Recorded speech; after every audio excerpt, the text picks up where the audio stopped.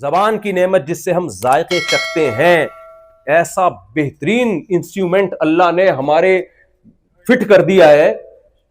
اس کی ایڈجسٹمنٹ دیکھو خالی، میں بول رہا ہوں نا کتنی سپیڈ سے، یعنی زبان کی لینتھ اتنی ہے کہ نہ دانتوں سے باہر آ رہی ہے نہ دانتوں سے اندر جا رہی ہے، اور بولنے میں وہ خود اپنے آپ کو ایڈجسٹ کرتی رہتی ہے. عجیب ہی، یعنی آرٹیفیشل اگر کوئی لگائی جائے تو کبھی دانت کے نیچے چپکے گی، کبھی جتنا نکالنی ہوگی نکلے گی بھی نہیں وہ باہر.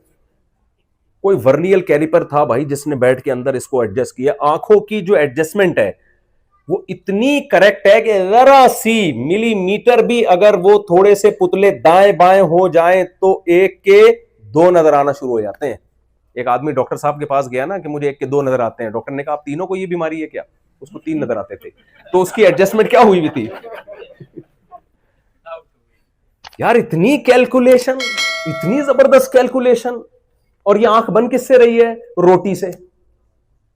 ماں کھا رہی ہے پراٹھا، اگر کراچی میں ہوگی تو کیا کھا رہی ہے؟ وہ ڈیزل کے پراٹھے کھا رہی ہے. وہ ہے بھائی، اس سے کیا بن رہی ہے بچے کی پیٹ میں؟ آنکھیں.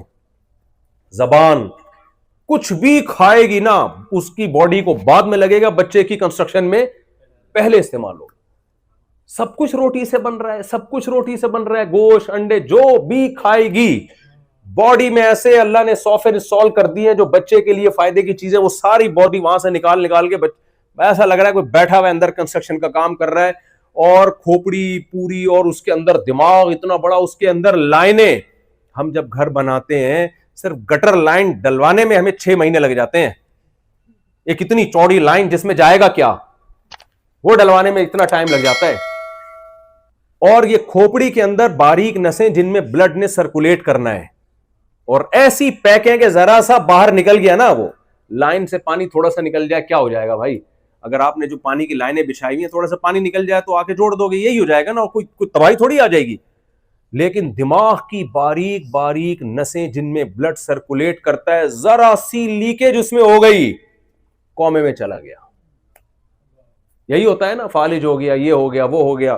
ایسی باریک نسوں کا ماہرین کہتے ہیں کہ ایسی نسیں ہیں کہ پائپ ہیں کہ ان کو لے جاؤ چاند سے چکر دلا کے واپس زمین میں لے آؤ. اتنی بڑی نسوں کا جال کا گچھا بنا کے بچے کی کھوپڑی کے اندر فٹ کیا جا رہا ہے. اور یہ بن کس سے رہا ہے؟ ڈیزل کے پراٹھوں سے. روٹی سے کبھی کبھار بنا کرتا تھا، اب کس سے بن رہا ہے؟ پیزے سے، جو کسی کام کی چیز نہیں ہے. بچہ تو آ ہی جاتا ہے، ماں جو بھی کھائے نا، وہ الگ بات ہے پھر کس ٹائپ کا آ رہا ہے. وہ برگر بچہ آ رہا ہے یا پیزا کھائیں گے تو پیزے جیسا نکلے گا، اور اگر صحیح گوشت انڈے منڈے کھائیں گے تو پھر ذرا صحیح چیز مارکیٹ میں آئے گی.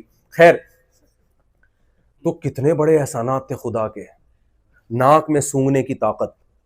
اچھا، کمال کی بات یہ کہ یہ سارے کام نا ہمارے دماغ کرتا ہے. دماغ سونگھتا ہمارا دماغ ہے، دیکھتا ہمارا دماغ ہے، سنتا ہمارا دماغ ہے. ایک چھوٹی سی کھوپڑی کو اللہ نے کچھ آلات دے دی ہیں، کچھ ریسپٹر دے دی ہیں کہ کان میں ایسے ریسپٹر لگا دیے کہ جو ساؤنڈ کی جو فریکوینسی ہے نا، جو ویوز ہیں وہ ان کو پڑھتا ہے. وہ اس حساب سے بتاتا ہے دماغ کو کہ یہ والی آواز آ رہی ہے اس وقت. آنکھ کو ایسے ریسپٹر آنکھ میں لگا دیے جو لائٹ کو پڑھتے ہیں. لائٹ جب ٹکرا کے آئے گی تو وہ اس کو پڑھے گا دماغ ہی. یہ صرف آلات ہیں جو ہمیں بتا رہے ہوتے ہیں. سونگنے کے لیے الگ ہے، بولنے کے لیے الگ ہے، سننے کے لیے الگ ہے. ایک ایک پارٹ، ایک ایک آرگن باڈی کا اتنا پیچیدہ ہے کہ اب تک کوئی ایک پارٹ بھی باڈی کا ایسا نہیں ہے جسے ماہرین مکمل پڑھ چکے ہوں، اور کہہ رہے کہ اب اینڈ ہو گیا بھائی، آنکھ ہم نے مکمل پڑھ لی، اب آنکھ میں مزید ریسرچ کی ضرورت نہیں ہے. نہ کہہ رہے نہیں بھائی، ابھی جتنا جانا ہے وہ اس سے بہت کم ہے جو ابھی جاننا باقی ہے. اور یہ سب بن کس سے رہا ہے؟ ڈیزل کے پراٹھوں سے. اچھا، مزے کی بات یہ بات تو میں ہمیشہ بیان کرتا ہوں، بچہ ماں کے پیٹ میں کنسٹرکشن کا کام اس کا مکمل ہوا. اتنی عجیب و غریب مخلوق 9 مہینے میں کمپلیٹ. آپ ٹھیکہ دے دو گھر بنانے کا ٹھیکیدار کو. ایک بوڑھی عورت نے کسی کو بددعا دی، اللہ کرے تیرے گھر میں مزدور آئیں. اس نے کہا تو دعا دے رہی ہوں بھائی مزدور آئیں گے. آپ کو پتہ نہیں، امریکہ کا تجربہ مجھے نہیں ہے، پاکستان میں تو ایسے ہی ہے، انڈیا بھی پاکستان جیسے ہی ہے. تو جب مزدور آ گئے نا، اس کو اندازہ ہوا یہ کتنی بڑی بددعا ہے. مزدور ایک دفعہ گھس جائے نکالنا آسان ہے، 2 مہینے کا کام ہوتا ہے، کئی سال لگ جاتے ہیں، پھر بھی کچھ نہ کچھ رہ جاتا ہے. تو 9 مہینے کا اللہ نے ٹائم لیا ہے، 9 مہینے میں بچہ کمپلیٹ ہوا. اور کمال کی بات دیکھو یار، اس پہ جتنا انسان تعجب کرے کم ہے. ادھر بچہ مارکیٹ میں آیا، وہی ڈیزل کا پراٹھا دودھ پیدا کر رہا ہے، جو بالکل ڈیفرنٹ چیز ہے. نہیں آئی سمجھ میں بات؟ اس ڈیزل کا تو نہیں ہے، جو بھی پراٹھا ہے سب ڈیزل کے نہیں کھاتے، جو کچھ بھی کھا رہی تھی ماں، اس سے پہلے بچے کی کنسٹرکشن کا کام ہو رہا تھا. جیسے ہی بچہ مارکیٹ میں آیا، اب اس کو ضرورت ہے دودھ کی. یار فطرت اتنی عقل مند ہے کہ وہ سارے کام خود اس نے ماں کے پیٹ میں انسٹال کر دیے اندر ہے بھائی. پھر تو نیچر ہی کی عبادت کرنا شروع کر دو، اگر نیچر تو بڑی ذہین مخلوق ہے. پھر تو ادھر بچہ دنیا میں آیا ہے، اسی خوراک سے دودھ جو بالکل ڈفرینٹ چیز ہے وہ دودھ بنتا ہے اور ایسی جگہ ٹرانسفر ہوتا ہے جہاں سے بچے کے لیے پینا آسان. اور بچہ جب دنیا میں آیا تھا، قرآن کہتا ہے لا تعلمون شیئا، کچھ بھی پتا نہیں تھا اس کو. امریکہ کیا ہے، کینیڈا کیا ہے، پاکستان کیا ہے، اگلا وزیر اعظم کون ہونا چاہیے، کچھ بھی پتا نہیں. ہم تو اپنے سیاسی ٹکڑے بھی تھوڑے بیچ میں نکل جاتے ہیں، کیا کریں. تو الیکشن میں کیا ہوا تھا سب کو پتا ہے کیا ہوا. خیر، تو دیکھو الیکشن 2 طرح کے ہوتے ہیں، ایک سسٹم کے تحت، ایک سسٹم کے تحت. ہمارے یہاں کیسے ہوتے ہیں؟ سسٹم ہے، خاص قسم کا سسٹم ہے، اس کے تحت سارا چل رہا ہوتا ہے. لیکن ٹینشن نہ لیا کرو، ہمیشہ ایسا ہی ہوتا ہے. تو جو کام ہمیشہ ہو رہا ہے تو پھر اس میں جہاں لوگ بہت پریشان ہیں، یار یہ کیا کر دیا، الیکشن میں دھاندلی ہوئی ہے، مجھے دیکھ رہے ہوتے ہیں میں بالکل ریلیکس. کیوں نہیں ریلیکس ہونا چاہیے؟ کیونکہ آپ کے ذہنی ٹینشن سے نا آپ مر جاؤ گے. سسٹم کے تحت نہیں ہوگا الیکشن. دیکھیں میرے جیسے جید علماء نے اتنا بول دیا نا سسٹم کے تحت، تو بس کافی ہے، باقی نہیں ہوگا. دیکھو میرے پاس نا GTO 125 تھی کاواساکی. بعض چھوٹے چھوٹے واقعات ہوتے ہیں، اس سے سبق بہت سیکھنے کو ملتا ہے. میں اس کی ٹینکی بھرا کے جاتا تھا، وہ پیٹرول بہت مہنگا اور روز مہنگا پہ مہنگا ہوتا جا رہا تھا. ایک دن مجھے غصہ آیا، میں نے کہا بھائی کیا مذاق لگایا ہوا یار، پھر مہنگا کر دیا. تو ایک اور بندہ بائک میں پیٹرول ڈال رہا تھا، میں نے کہا یار تمہیں ٹینشن ہی ہوئی؟ کہہ رہا اکیلے میرے لیے ہوا ہوتا تو ٹینشن ہوتی. جب لوگ کہتے ہیں الیکشن میں یہ ہوا، میں کہا پہلی دفعہ ہوا ہوتا تو ٹینشن ہوتی ہے، تو ہو ہی رہے گا کیا. ہم اپنا بیوی بچوں کو پالو بھائی، اپنے جاب کی فکر کرو، اسٹیٹ کو بچانے کی فکر کرو. اسٹیٹ پہ کوئی سمجھوتا نہیں ہوگا.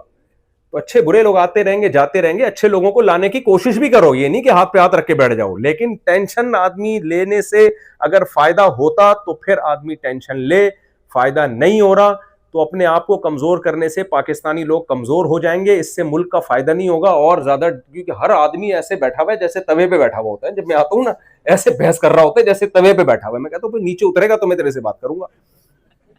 تو ملک پہ تو کوئی کمپرومائز نہیں ہے نا بھائی. ملک کو تو بہرحال ہم نے ملک کی شکست پہ خوش نہ ہو، بس ملک کی شکست پہ خوش نہ ہو. بعض لوگ اتنا دشمنی میں آگے چلے جاتے ہیں کہ ملک کو نقصان ہو رہا ہے تو اچھل رہے ہیں 2-2 فٹ. ہاں یہ غلط ہے، یہ زیادتی ہے. خیر یہ ٹاپک نہیں ہے میرا، بیچ میں اپنے مسئلے بھی میں لے آتا ہوں. تو اب دیکھو ادھر بچہ دنیا میں آیا اور ماں کی چھاتیوں میں دودھ پیدا ہو گیا. کتنے احسانات، یہ سارے احسانات قرآن ہائی لائٹ کرتا ہے. یہ احسانات فزکس کی کتابوں میں نہیں کوئی بیان کرے گا آپ کو، کیمسٹری کی کتابوں میں بولو نہیں. کیمسٹری آپ کو یہ بتا دی کہ ہائیڈروجن کے 2 تھے، آکسیجن کا 1 مل کے پانی بن گیا، بس. یہ آپ کو اللہ بتائے گا میں ہوں جس نے آسمانوں سے تمہارے لیے پانی برسایا. قل ارأیتم ان اصبح ماؤکم غورا. دیکھو سائنسدان ہمیں یہ بتائیں گے پانی جب زمین کی تہ میں جاتا ہے تو ایک جگہ جا کے رک کیوں جاتا ہے، یہ کیوں رکتا ہے، کس قانون کے تحت رکتا ہے، یہ سائنسدان ہمیں بتا دے گا.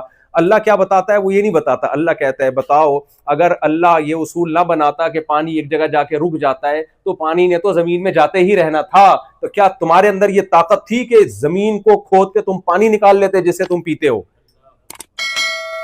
یہ فزکس کے قوانین بنائے کس نے؟ ہم نے بنائے تھوڑی، ہم تو مطلع ہوئے ہیں اس پہ. بنانے والا کون ہے؟ سمندر سے بھاپ بن کے میٹھا پانی اوپر جاتا ہے، ہواؤں کے ذریعے اللہ اس پانی کو پوری دنیا میں پھیلا کے بارشیں برساتے ہیں جس سے نہریں اور کنویں آباد ہوتے ہیں. سائنس صرف آپ کو یہ بتائے گی کہ یہ ہوتا کیسے ہے، ہوتا کیوں ہے، یہ کون بتائے گا؟ اللہ. اللہ کہتے ہیں یہ میں نے نظام اس لیے بنایا تاکہ پوری دنیا میں انسانوں کو پانی ملے. سمندر کا پانی کڑوا ہوتا ہے، وہ نہیں پی سکتے.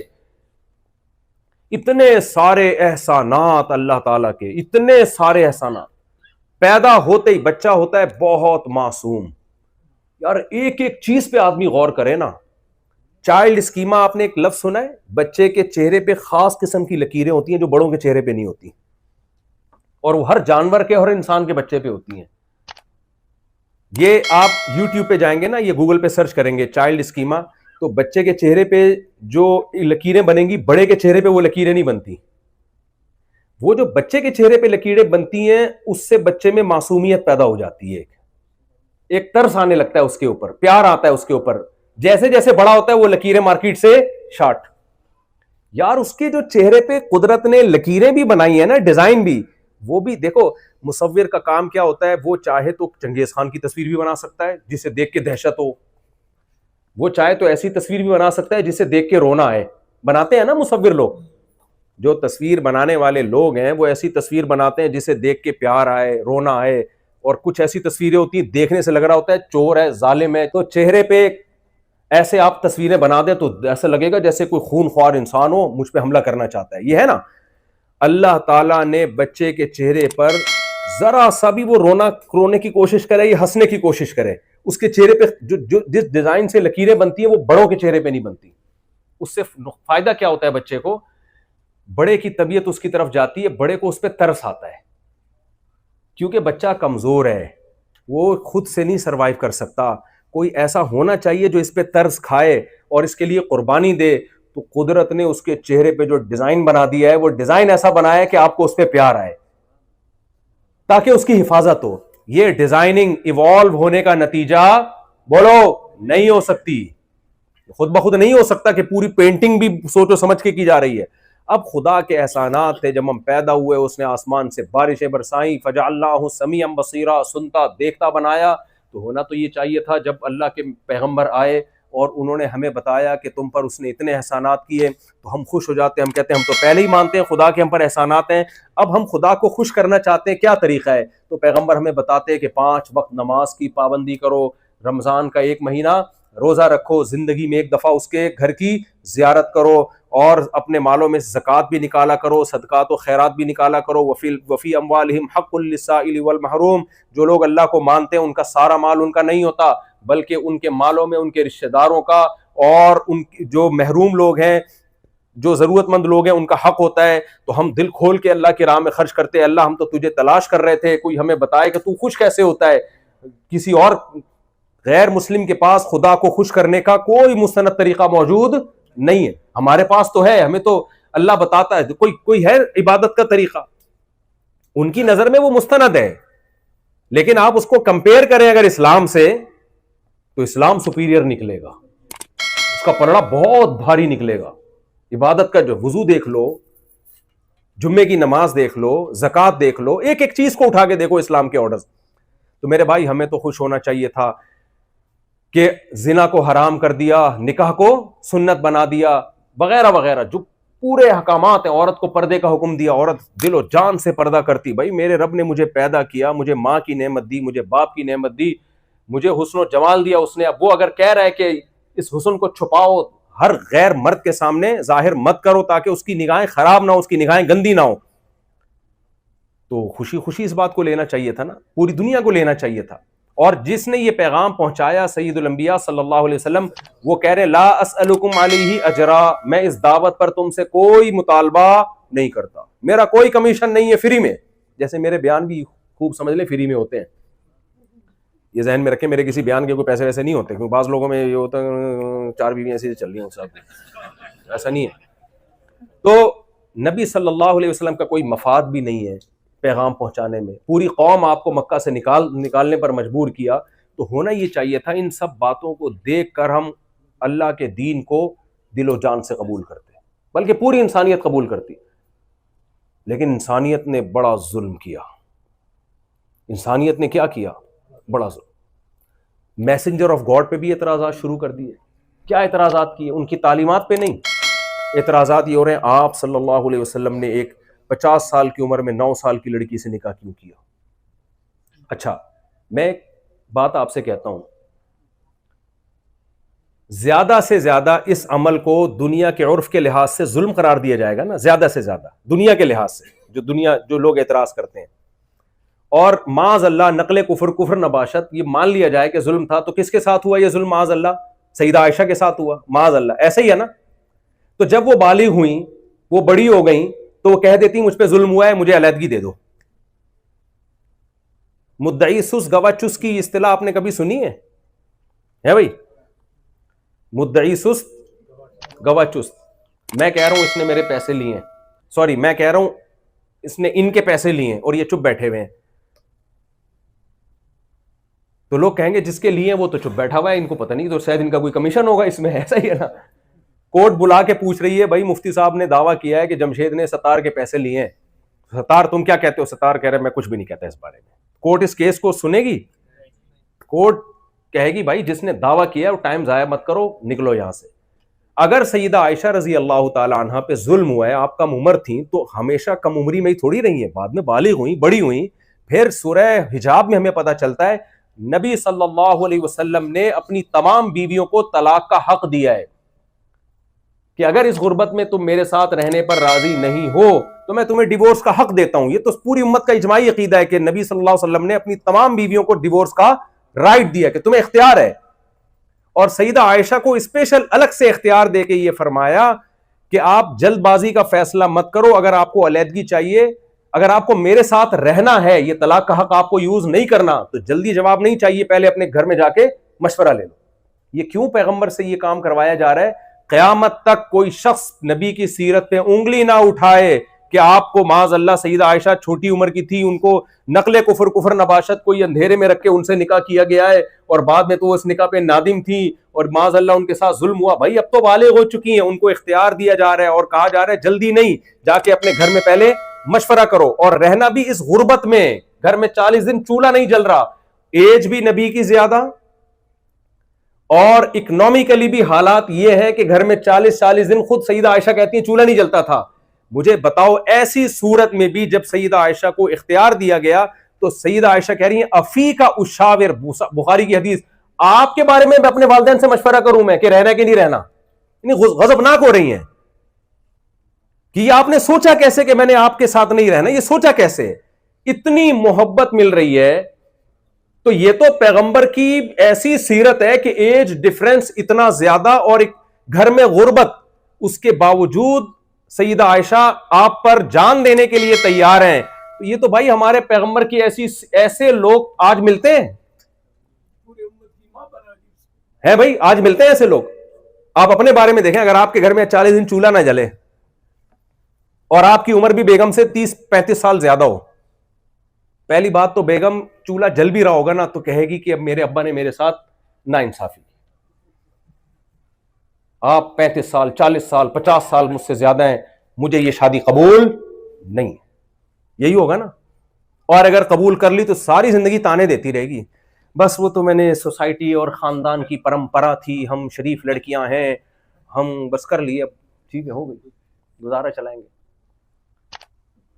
کیا خیال ہے؟ اور یہ بھی جب آپ ارب پتی ہو, آپ صبح شام, ایسا ہوتا ہے بعض دفعہ لڑکی کی عمر کم ہوتی ہے, لڑکا ارب پتی ہوتا ہے, تو کہتے ہیں چلو یار پتی ہے لیکن ارب بھی تو ہے نا. کیا خیال ہے؟ تو لڑکی مان لیتی ہے, چلو بھائی جانے دو یار, ٹھیک ہے چلتا ہے, پیسہ بہت ہے. ہمارے نبی کے پاس تو پیسہ نہیں, خود سیدہ عائشہ اس حدیث کی راوی ہیں, اس کے باوجود, اور پھر ڈیورس کا حق بھی دیا جا رہا ہے, پھر بھی کہہ رہی ہیں, اور پھر یہ بھی کہا جا رہا ہے مشورہ کرو, اس پہ غضبناک ہو رہی ہیں. فیکا اشاور, یا آپ نے سوچا کیسے میرے بارے میں؟ اور اعتراض کرنے والا کہہ رہا ہے کہ ظلم ہوا تھا. تو یہ کیا, یہ اعتراض ہے ان کا. تو اعتراض یہ نہیں ہے, اصل میں اعتراض یہ کہ نبی کو میسنجر آف گاڈ مان لیا تو نبی کی باتوں کو بھی ماننا پڑے گا, وہاں سے جان چھڑانا چاہ رہے ہیں. تو اس کے لیے ایک طریقہ تو ایک طریقہ یہ نکالا ہوا ہے کہ میسنجر آف گاڈ کا انکار کرو. اب بولو آپ پیغمبر, اللہ کے معاذ اللہ پیغمبر ہے ہی نہیں, پھر آپ کی ذات پہ اعتراضات کرنا شروع کر دو جو بنتے نہیں ہیں.